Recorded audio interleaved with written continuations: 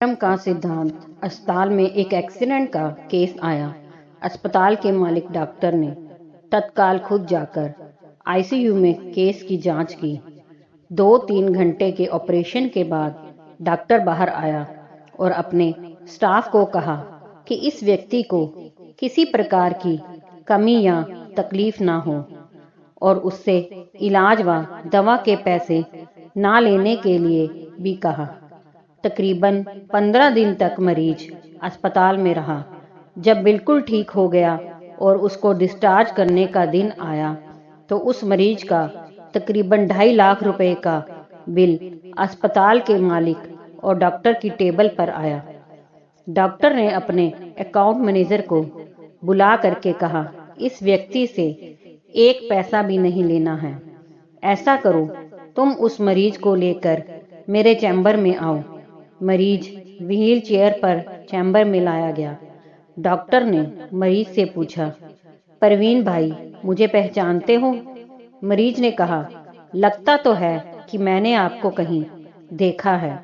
Doctor ने कहा, याद करो, अंदाजन 2 साल पहले सूर्यास्त के समय शहर से दूर उस जंगल में तुमने एक गाड़ी ठीक की थी। उस रोज मैं परिवार सहित पिकनिक मनाकर लौट रहा था कि अचानक कार में से धुआं निकलने लगा और गाड़ी बंद हो गई। कार एक तरफ खड़ी कर हम लोगों ने चालू करने की कोशिश की, परंतु कार चालू नहीं हुई। अंधेरा थोड़ा थोड़ा घिरने लगा था। चारों ओर जंगल और सुनसान था। परिवार के हर सदस्य के चेहरे पर चिंता और भय की लकीरें दिखने लगी थी और सब भगवान से प्रार्थना कर रहे थे कि कोई मदद मिल जाए। थोड़ी ही देर में चमत्कार हुआ। बाइक के ऊपर तुम आते दिखाई पड़े। हम सब ने दया की नजर से हाथ ऊंचा करके तुमको रुकने का इशारा किया। तुमने बाइक खड़ी करके हमारी परेशानी का कारण पूछा। तुमने कार का बोनट खोलकर चेक किया और कुछ ही क्षणों में कार चालू कर दी। हम सबके चेहरे पर खुशी की लहर दौड़ गई। हमको ऐसा लगा कि जैसे भगवान ने आपको हमारे पास भेजा है, क्योंकि उस सुनसान जंगल में रात गुजारने के ख्याल मात्र से ही हमारे रोंगटे खड़े हो रहे थे। तुमने मुझे बताया था कि तुम एक गैराज चलाते हो। मैंने तुम्हारा आभार जताते हुए कहा था कि रुपए पास होते हुए भी ऐसी मुश्किल समय में मदद नहीं मिलती। तुमने ऐसे कठिन समय में हमारी मदद की। इस मदद की कोई कीमत नहीं है, यह अमूल्य है, परंतु फिर भी मैं पूछना चाहता हूँ कि आपको कितने पैसे दूं? उस समय तुमने मेरे आगे हाथ जोड़कर जो शब्द कहे थे, वह शब्द मेरे जीवन की प्रेरणा बन गए हैं। तुमने कहा था कि मेरा नियम और सिद्धांत है कि मैं मुश्किल में पड़े व्यक्ति की मदद के बदले कभी कुछ नहीं लेता। मेरी इस मजदूरी का हिसाब भगवान रखते हैं।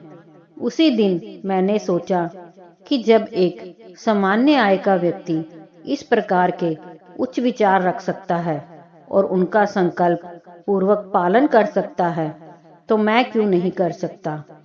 और मैंने भी अपने जीवन में यही संकल्प ले लिया है।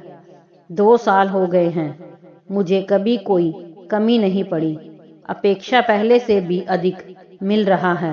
यह अस्पताल मेरा है। तुम यहाँ मेरे मेहमान हो और तुम्हारे ही बताए हुए नियम के अनुसार मैं तुमसे कुछ भी नहीं ले सकता। ये तो भगवान की कृपा है कि उसने मुझे ऐसी प्रेरणा देने वाले व्यक्ति की सेवा करने का मौका मुझे दिया। ऊपर वाले ने तुम्हारी मजदूरी का हिसाब रखा और वो हिसाब आज उसने चुका दिया।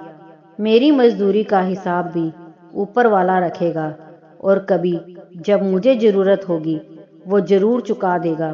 डॉक्टर ने परवीन से कहा, तुम आराम से घर जाओ और कभी भी कोई तकलीफ हो तो बिना संकोच के मेरे पास आ सकते हो। परवीन ने जाते हुए चैम्बर में रखी भगवान कृष्ण की तस्वीर के सामने हाथ जोड़कर कहा कि हे प्रभु, आपने आज मेरे कर्म का पूरा हिसाब ब्याज समेत चुका दिया। याद रखें कि एक बार भगवान चाहे माफ कर दे, परंतु कर्मों का हिसाब चुकाना ही पड़ता है।